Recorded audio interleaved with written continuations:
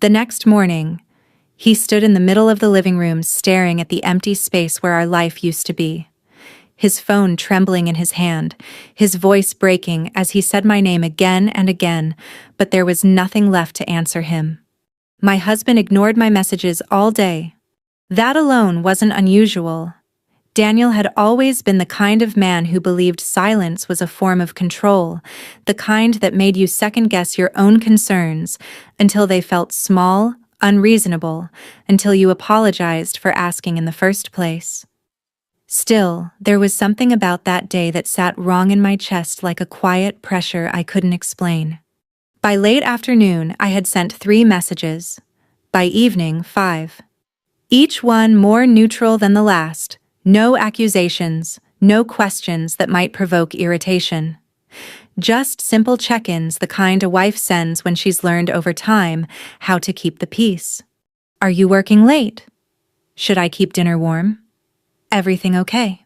No response. Outside, the suburban street carried on like it always did, neighbors walking their dogs, the distant hum of lawnmowers, the soft flicker of porch lights turning on one by one. It was the kind of neighborhood people moved into because it felt safe, predictable. The kind where nothing dramatic was supposed to happen. Inside our house, everything was exactly where it should be. Except him. I kept dinner warm longer than I should have. Then I reheated it. Then I stopped trying. By the time the clock slid past 10, the food had gone untouched, and the silence had grown heavier, thicker, like something waiting to be acknowledged. At 11 p.m., I heard the front door unlock. Not slowly, not carefully, casually. Like nothing was wrong. Daniel walked in without looking at me at first. He shrugged off his jacket, dropped it over the back of the chair, then pulled his keys from his pocket and tossed them onto the table with a sharp, careless clatter that echoed through the room. The sound lingered longer than it should have. Then he looked at me and smiled. Not warmly, not apologetically. He smirked. There was a looseness in his posture, a kind of ease that didn't belong to a man who had been working late. His tie was slightly off-center, his collar unbuttoned, and there was a faint scent of something unfamiliar perfume, soft but distinct enough to not be mistaken. He leaned back against the counter, arms crossed, watching me as if I were the one who had something to explain. You know, he said, his voice light, almost amused. I had a pretty great night. I didn't respond. I didn't need to. Something in the way he said it, too deliberate, too rehearsed, told me he wasn't looking for a conversation. He was setting a stage.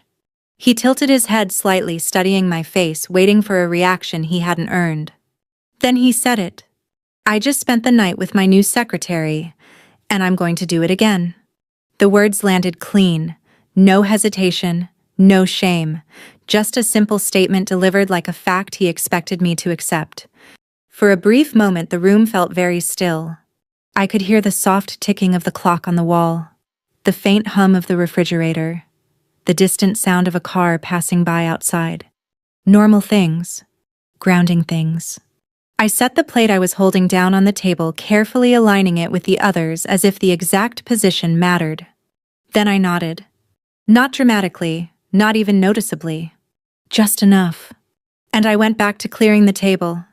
Daniel laughed softly, almost under his breath, but loud enough for me to hear. It wasn't the laugh of someone relieved to have told the truth. It was the laugh of someone who believed he had just taken control of the situation.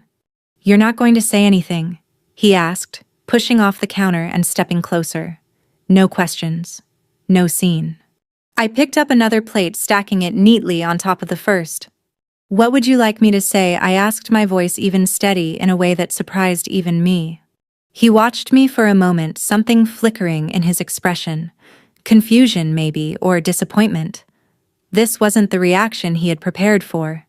I don't know, he shrugged. Something. I carried the plates to the sink, turned on the water, and let it run for a moment before answering. There's nothing to discuss tonight, I said. That seemed to irritate him more than anything else. No, there is, he insisted, his tone sharpening slightly. You should understand where we stand. I turned the faucet off and reached for a towel, drying my hands slowly, deliberately. I do, I replied. And I did. More than he realized. Because what Daniel didn't know, what he had never bothered to ask, never thought to consider, was that the life he walked into that night, the house he stood in, the stability he assumed was his, was never something he controlled. Not really. I glanced briefly toward the hallway, toward the small office we rarely used, the one room in the house Daniel never paid attention to. The door was slightly ajar, just enough for me to see the faint glow of my laptop screen inside. Still on. Still waiting. Behind that screen were documents, accounts, records, years of quiet decisions, careful planning, things I had handled while he was busy believing his role was the more important one. He followed my gaze, then looked back at me unimpressed. "You're being weird," he said. "Are you in denial or something?" I almost smiled, but I didn't. Instead, I picked up the last glass from the table and carried it to the sink. "Go to sleep, Daniel," I said softly. "It's late." He stood there for a second longer, as if expecting me to break, to say something emotional, something messy, something that would confirm the version of me he had already decided existed. When I didn't, he scoffed under his breath. "Fine," he muttered, turning away. "We'll talk about it tomorrow." Yes, I thought. We will. He disappeared down the hallway, the bedroom door closing behind him with a dull final sound. The house fell quiet again, but this time it wasn't heavy. It was clear. I turned off the kitchen light and walked slowly toward the office, pushing the door open just enough to step inside. The screen illuminated the room in a soft, steady glow. I sat down, my fingers resting lightly on the keyboard for a moment before I moved. No hesitation now. No doubt. If anything, there was a strange sense of calm settling in, the kind that comes when something you've suspected for a long time finally reveals itself completely. I opened the first file, then the second, then the third. Numbers, names, documents, dates. Everything exactly where it should be. I exhaled quietly, leaning back in the chair as I looked at the screen. Daniel thought my silence meant weakness. He thought my calm meant I didn't understand what had just happened. But he was wrong. I understood perfectly. And by the time morning came, everything would be different. I didn't sleep that night. Not because I was overwhelmed or heartbroken in the way people imagine. No tears, no pacing, no desperate need to replay his words. What I felt was something quieter, more precise, a kind of clarity that only arrives when denial finally steps aside and lets the truth stand where it always should have been. Daniel had not surprised me. Not really. He had only confirmed what I had already known. The difference was he thought he had just taken control. And I knew he hadn't. I sat at the desk in the small office, the soft blue glow of the laptop lighting the edges of the room. Outside, the neighborhood had gone completely still, the kind of stillness that belongs to late-night suburbs. No traffic, no voices, just the occasional flicker of a streetlight shifting in the distance. On the screen in front of me were the things Daniel had never paid attention to. Not once. Because he never had to. That had always been my role. From the beginning of our marriage, I handled the practical side of our life: bills, accounts, paperwork, investments, not because he asked me to, but because he assumed I would. Daniel liked the visible parts of success, the title, the car, the way people responded when he spoke, but he had no patience for the structure behind it. And I had let that work in my favor. Quietly, carefully, for years. I opened the primary account first, the one we both used for daily expenses. The balance was exactly where I expected it to be. Nothing alarming, nothing out of place. I didn't move anything yet. Not that one. Instead, I clicked into the secondary accounts. Accounts Daniel didn't check. Didn't even remember existed. One in my name, opened before we were married, untouched by anything shared, protected by law in ways he had never bothered to understand. Another tied to an investment portfolio I had built slowly over the years, small amounts at first, then larger ones as our income grew. Every decision documented, every transfer clean, every dollar traceable. I paused for a moment, letting my eyes move across the screen, reviewing not because I needed to, but because I wanted to feel the full weight of what was already in place. Daniel had always believed he was the one providing stability. But stability isn't built on who earns more in a given year. It's built on who pays attention. And Daniel never did. I opened the property file next. The house. Our house, as he liked to call it. Except it wasn't. Not legally. Not in the way that mattered. The down payment had come from an inheritance my grandmother's passed to me years before I ever met Daniel. I had kept the documentation separate exactly as the attorney advised at the time. The mortgage itself was structured in a way that gave me primary ownership, something Daniel had signed without reading, trusting that it was all standard. He never asked questions. He never needed to. That had been his first mistake. I leaned back slightly in the chair, my fingers resting lightly on the edge of the desk as I considered the next step. Not emotionally, not impulsively, but the way you consider a sequence that has already been decided long before the moment arrives. There was no anger driving this. No urgency. Just completion. I picked up my phone and opened the contact I hadn't used in over a year. Margaret Lawson, divorce attorney. We had met once briefly after a colleague recommended her just in case, she had said at the time, laughing in that way people do when they pretend something isn't serious. I hadn't called then. I wasn't pretending now. I typed a short message. I need to proceed. Urgent. Available early morning. The reply came faster than I expected. 8:30 a.m. I'll prepare preliminary documents. Bring everything. Of course she would. Professionals like Margaret didn't waste time. Neither did I. I set the phone down and returned to the screen, moving through the files with steady focus, now exporting statements, organizing documents, labeling everything clearly. If there was one thing I understood, it was that control didn't come from dramatic gestures. It came from preparation. In the hallway, I heard the faint sound of movement, Daniel shifting in bed, maybe turning over, maybe reaching for his phone.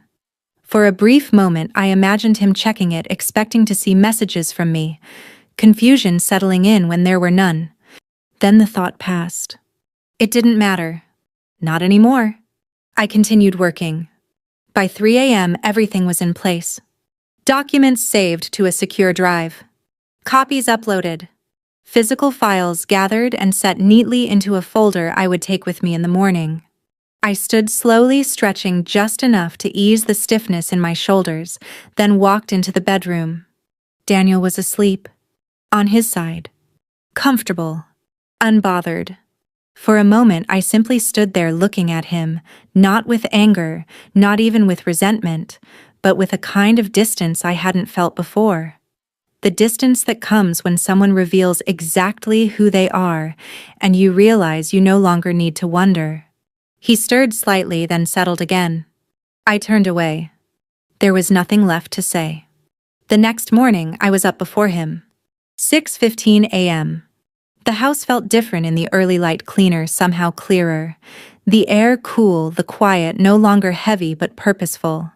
I moved through my routine without rushing. Shower, coffee, a simple breakfast I didn't finish. Everything deliberate, everything controlled. By the time Daniel walked into the kitchen, I was already dressed.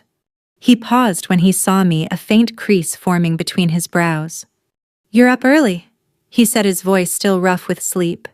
"I have somewhere to be," I replied. He glanced at the clock, then back at me. "For what?" "Work," I said simply. That was enough for him. Or at least he decided it was. He opened the fridge, pulling something out without really looking at it. His movements slightly slower now, as if something about the room felt off, even if he couldn't name it. About last night, his expression seemed to say. But he didn't bring it up. Neither did I. I picked up my bag, the folder already inside, and headed toward the door. "Hey," he called after me just as I reached for the handle. I stopped, turning slightly. "We'll talk later," he said. I looked at him for a moment. Then I nodded. "Yes," I said, "we will." And I left. Margaret's office was exactly what I expected. Quiet, efficient, no unnecessary warmth. She greeted me with a firm handshake and a brief nod, then motioned for me to sit. "You brought everything?" she asked. "I did." I handed her the folder. She opened it, scanning the contents quickly, her expression unreadable but focused. "Good," she said after a moment. "Very good." There was no praise in her tone, just acknowledgement. "This will be straightforward," she continued. "You've kept things separate. That helps. A lot." "I wanted it to be clean," I said. "It is," she replied, "and we'll keep it that way." She closed the folder and met my eyes directly. "Once we file, things move quickly. Are you prepared for that?" I didn't hesitate. "Yes." She nodded once. "Then let's begin." As I stepped back out into the morning light, something inside me felt settled. Not relieved. Not triumphant. Just certain. Daniel believed last night had been the moment everything changed. But he was wrong. It had only been the moment everything became visible. The change had started long before that. And now, it was simply reaching its conclusion. By the time I returned home that afternoon, nothing about the house looked different. That was intentional. The curtains were still half drawn the way I'd left them, sunlight cutting through in long, quiet lines across the living room floor. The dishes were put away, the counters clean, everything exactly where Daniel expected it to be. There's a particular kind of power in that when the surface remains untouched, while everything underneath is already shifting. I set my bag down by the door, taking a moment to listen. Silence. Daniel was still at work. Good. I moved through the house slowly, not because I needed to, but because I wanted to feel it one last time on my terms. The rhythm of the space, the way the floor creaked slightly near the hallway, the soft hum of the air conditioning kicking in. These weren't sentimental observations, they were acknowledgments. Closures don't always come with noise. Sometimes they arrive in quiet recognition. I stepped into the office and opened my laptop again. Margaret had already sent over the first set of documents, efficient, precise, structured, in a way that left no room for interpretation. Temporary filings, financial protections, notices prepared in advance. I read through everything carefully. Every line. Every clause. There were no surprises. That was the point. I signed where I needed to, scanned the documents, and sent them back within the hour. A confirmation email followed shortly after. Filed. Just one word. But it carried weight. From that moment on, this was no longer just a decision. It was a process. The next step required timing and patience. I opened the banking app and began the transfers, not aggressively, not in a way that would trigger alarms, but methodically, moving only what was legally mine, what had always been mine, from shared visibility into private control. The amounts were precise, supported by records aligned with every document Margaret had reviewed that morning. No emotion. No hesitation. Just execution. When I finished, I closed the app and set the phone aside. For a brief second, I allowed myself to sit back, hands resting in my lap, breathing steady, not because I needed reassurance, but because I understood what had just happened. There was no going back now. Not that I wanted to. Daniel came home earlier than usual that evening. 6:40 p.m. I heard the door open, the familiar rhythm of his steps moving through the entryway. This time, there was no dramatic gesture, no keys thrown onto the table. Just a quiet arrival, almost cautious. He stepped into the kitchen and stopped when he saw me. I was standing by the counter, slicing vegetables, the motion steady, unhurried. "You're cooking?" he asked, as if that were the unexpected part. "Yes." He lingered there for a moment, watching me. Something had shifted. Not in the house. In me. He could feel it, even if he didn't understand it. "About last night," he started. I didn't look up.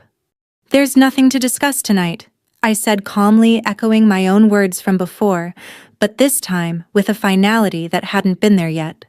That stopped him. Not because of what I said, but because of how I said it. "Right," he muttered after a second, rubbing the back of his neck. "Yeah. Sure. He opened the fridge, stared at its contents without really seeing them, then closed it again. You're acting different, he said. I set the knife down and turned slightly, meeting his gaze. I'm acting the same, I replied. And that was true. The difference was he was finally paying attention. Dinner was quiet. Not tense. Not strained. Just absent. We ate at the same table in the same seats we always used, but the space between us felt defined now, like something had been drawn clearly where before it had been blurred. Daniel tried once or twice to start a conversation, small things, work-related, surface level, but each attempt faded quickly, like he wasn't sure what tone to take, what role he was supposed to play. He had lost the script, and I had no intention of giving him a new one. After dinner, I cleaned up as usual, my movements consistent, controlled. He hovered for a moment, then drifted into the living room, turning on the television without really watching it. From the kitchen, I could hear the low murmur of voices from whatever show he had chosen, blending into the background noise of the house. Normal. Everything looked normal. That was the point. Later that night, I packed. Not dramatically. Not all at once. Just a few things at a time, placed carefully into boxes I had brought in earlier that afternoon and left in the garage. Clothes first, then documents. Personal items Daniel wouldn't notice immediately, things that belonged to me, that had always been mine. I worked quietly, efficiently. Every movement planned, every choice deliberate. By midnight, the essentials were done. Not everything, just enough. The final step came early the next morning, 5:50 a.m., before sunrise. The house was still, the kind of stillness that feels almost suspended, like the moment just before something shifts. Daniel was asleep. I stood in the doorway of the bedroom for a second, watching him, not out of attachment, not out of hesitation, but out of acknowledgement. This was the last moment I would see him like this, unaware, unprepared, still believing the structure of his life remained intact. He moved slightly, adjusting the blanket, then settled again. I turned away. There was nothing left to consider. By 6:15 a.m. the car was loaded. Not completely. Just what I needed. The rest would follow through process, through law, through documentation, through steps that didn't require my physical presence. I walked back inside one last time. The kitchen, the living room, the hallway, each space exactly as it should be, exactly as he expected it to remain. On the table, I placed the envelope. Clean, simple. Inside were the documents Margaret had finalized late the night before, filings, notices, clear instructions outlining what would happen next. Not emotional, not personal. Just facts. I adjusted it slightly, aligning it with the edge of the table. Then I stepped back. For a moment, I stood there looking at it, not because I needed to confirm anything, but because I understood what it represented. Not revenge. Not anger. Closure. I turned, walked to the door, and stepped outside. The morning air was cool, sharp against my skin, the sky just beginning to lighten, a soft gray blue stretching across the horizon. I got into the car, closed the door quietly, and started the engine. No hesitation. No looking back. As I drove away, the house disappeared behind me, just another home on a quiet suburban street, unchanged to anyone passing by. But inside, everything had already shifted. And when Daniel woke up, he would finally see it. Daniel woke a little after 7.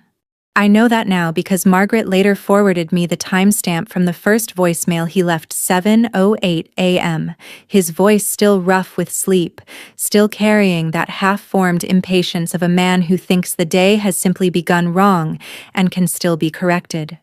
At first he didn't understand what he was looking at. That was the part I had imagined most clearly, not the anger, not the shouting, not even the panic, the confusion. The long, quiet second when his mind would try to fit the scene in front of him into the world he believed he still lived in. The bedroom closet was lighter. Not empty, not dramatically stripped, but lighter in a way that would register slowly. The absence of my coat, The garment bag, the hard-shell suitcase from the upper shelf, the small black jewelry case that had always sat in the back corner. Enough to make him pause, enough to make him frown. Then the bathroom. My makeup drawer cleared out. My prescriptions gone. The charger from my side of the counter missing. The navy robe no longer hanging behind the door. By then I imagined the first real unease had set in. He would have moved faster after that down the hallway into the kitchen, scanning the room with that shallow, disbelieving focus people get when they're already resisting what they know. And then he would have seen the envelope, centered neatly on the table. His name on the front in plain black ink. Daniel. No love, no please call me, no explanation softened by emotion. Just his name. Margaret told me later that men like Daniel almost always open legal documents the same way too quickly at first, then more slowly once their eyes catch a phrase they don't like. I can picture it clearly, one hand braced against the table, the other pulling out the papers, his expression shifting line by line as the language became impossible to dismiss. Petition for dissolution of marriage. Temporary financial orders. Notice regarding occupancy of marital residence. Instructions for future communication through counsel. What he had expected perhaps was a note. Something tearful, something personal, something that would allow him to place himself back in the center of the story. What he found instead was structure, procedure, consequences. The house, as the document stated plainly, had been purchased with a separate property down payment fully traceable to inherited funds. Ownership records, mortgage structure, and supporting documentation had already been reviewed and filed. Certain accounts had been secured.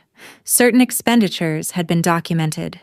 Future contact regarding property finances or the marriage itself was to go through my attorney. There was no room in those pages for his version of events. At 7:08 he called me. At 7:10 again. At 7:12 he left the first voicemail. Call me back, right now. At 7:15 another. What is this? What the hell is this supposed to mean? At 7:19 a third. You can't just do this and disappear. By then he had probably started moving through the house again, checking drawers, opening doors, looking for signs that this was temporary, emotional, reversible. He would have noticed the office next. My laptop was gone. The lockbox was gone. The filing cabinet drawer he had never once bothered to open was half empty now, the remaining folders labeled with the kind of plain efficiency that makes panic worse, not better. He called me again. Then he called my office. Then, according to a message Margaret received before 9, he tried to contact her directly after seeing her name on the documents. She did not answer him personally. She didn't need to. Her assistant sent a formal reply within 20 minutes. Mr. Mercer, Ms. Mercer has retained this office for all communications pertaining to the dissolution proceedings. Please direct any future correspondence accordingly. That was the moment, I think, when the ground truly gave way. Because anger can survive emotion. It can even thrive on it. But formality, procedure, a system already moving without your permission that forces reality into the room. At 9:43 he sent me a text. You're seriously doing this over one mistake. I read it while sitting in a quiet conference room at Margaret's office, a cup of untouched coffee cooling beside my elbow. One mistake. That was how he chose to frame it. Not the affair, not the cruelty of announcing it to my face as if humiliation were some kind of victory. Not the years of condescension, the spending the quiet arrogance, the assumption that I would always be there holding the structure together, while he treated that stability as proof of his own importance. One mistake. I handed the phone to Margaret. She glanced at the screen, then placed it face down on the table. Do not answer that, she said. I wasn't going to. She gave me a brief nod and turned back to the document in front of her. Good. The morning moved quickly after that. Signatures, confirmations, procedural timelines. There is something oddly calming about legal order when your personal life has just been split open.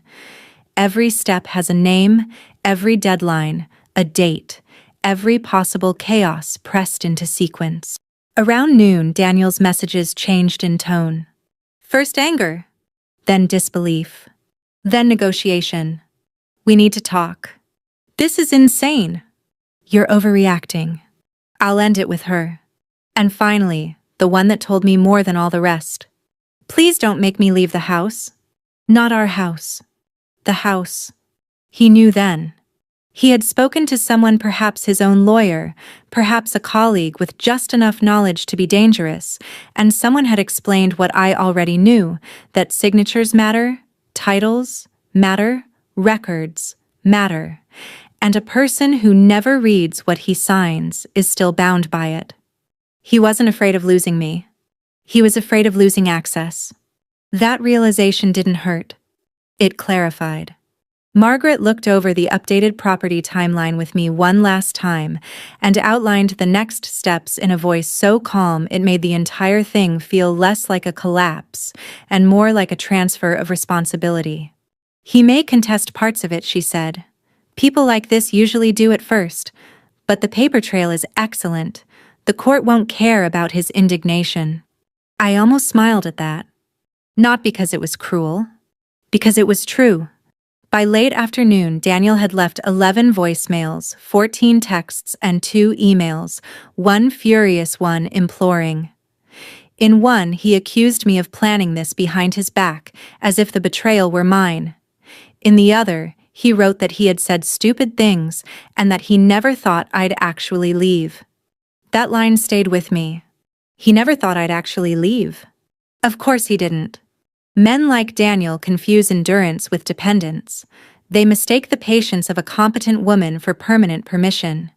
They think the person who keeps the lights on pays the bills on time, remembers the insurance renewal tracks. The mortgage manages the details. That person is too rooted to walk away. What they never understand is this. The person holding everything together is also the person who knows exactly how to take her hands off it. That evening, I listened to the last voicemail he left before Margaret's office formally instructed him to stop contacting me directly. His voice was lower than stripped of performance. Claire, he said, and for the first time in years he sounded uncertain. Please, just call me back. I didn't know. No, he didn't. He didn't know who I was. He didn't know what I had protected. He didn't know what his words had cost him the moment he chose to say them. And for the first time in our marriage, that ignorance belonged entirely to him. The first time I saw Daniel again, it was not in a courtroom. It was not across a polished table with attorneys speaking for us, or in some carefully controlled space where every word was filtered through procedure. It was 3 weeks later in a quiet parking lot outside a mid-range office building, the kind of place where people meet because it's neutral, forgettable, and easy to leave. Margaret had advised against it. Keep everything through counsel, she said. There's no benefit to direct contact. She was right. There wasn't. But there are moments that aren't about advantage. Moments that are about closure, not the kind you demand, but the kind you recognize when it presents itself unexpectedly without ceremony. He had texted once more through his lawyer asking if I would agree to a brief in-person exchange to discuss remaining personal items. Margaret left the decision to me. I said yes. Not because I needed to hear anything he had to say, but because I wanted to see who he was without the illusion.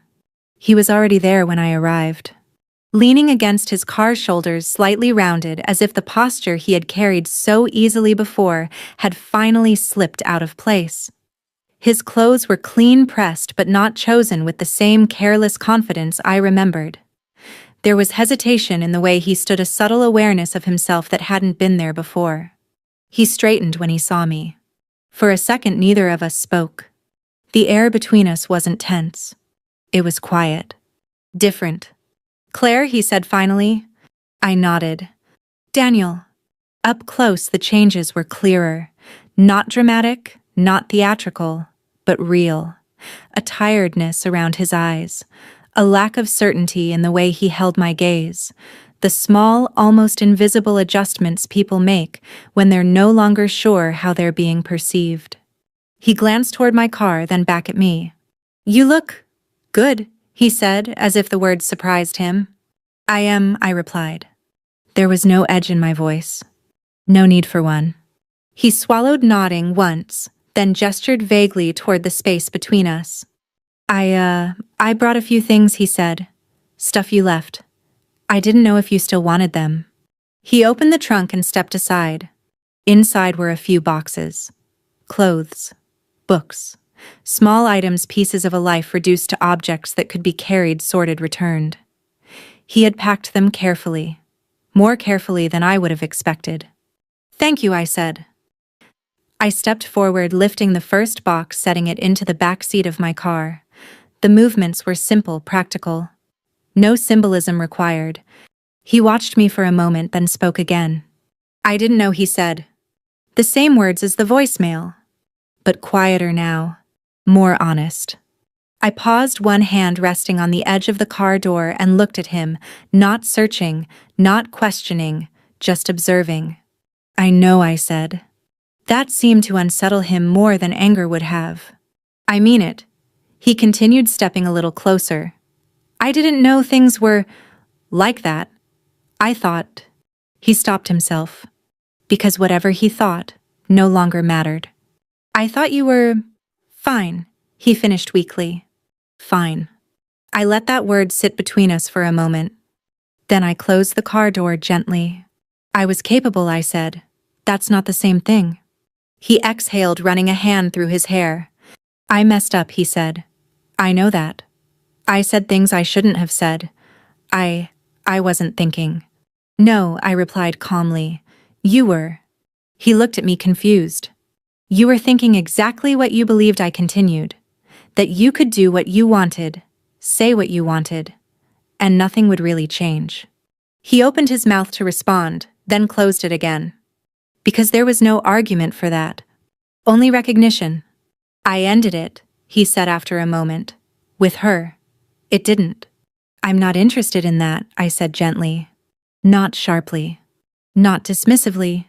Just clearly. That more than anything seemed to land.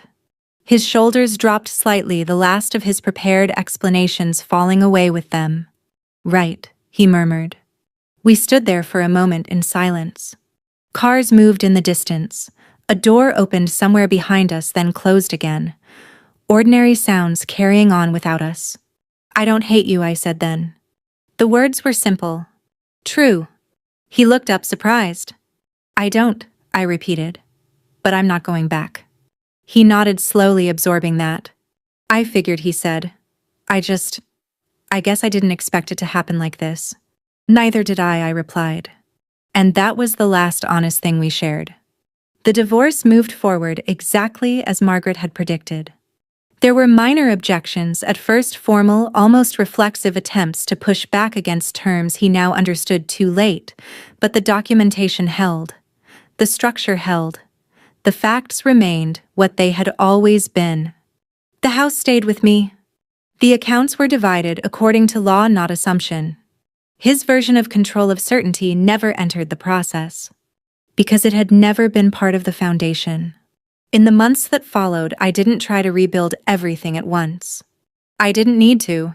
Some things once removed don't leave a void. They leave space. I kept the house for a while, not out of attachment, but because it was already mine. Then, when it felt right, I sold it on my terms at a time of my choosing. I moved into a smaller place closer to the city, somewhere quieter in a different way, where the routines I built belonged entirely to me. Work continued. Life continued. Not dramatically. Not with sudden transformation. But steadily. There's a certain kind of peace that doesn't arrive as relief but as alignment, the sense that what surrounds you finally matches what you understand. I found that. In small ways. In consistent ways. In the absence of things I no longer needed to carry. Months later, I heard from someone who still worked at Daniel's company. Not intentionally. Just in passing. He had left. Not fired. Not publicly disgraced. Just moved on. The kind of quiet exit that doesn't make headlines, but still changes the shape of a life. I didn't ask for details. I didn't need them. Whatever came after was his to manage. Just as what came next for me was mine. Sometimes people think revenge has to be loud. That it has to hurt the other person in a way that's visible, undeniable, something that proves a point. But the truth is, the most complete form of it is often the simplest. You remove yourself. You take back what is yours. You stop participating in the version of the story that required you to be smaller than you were. I didn't destroy Daniel's life. I didn't need to.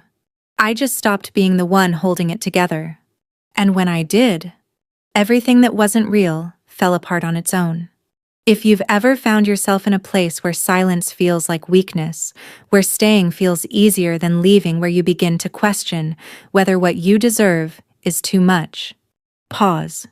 Look closely, not at what someone tells you your life is, but at what it actually is. Because the truth doesn't arrive all at once. It builds quietly.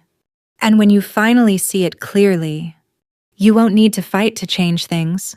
You'll just need to decide. If this story resonated with you, take a moment, reflect on it, share it with someone who might need to hear it, or follow along for more stories like this. Sometimes the strongest thing you can do is walk away without making a sound.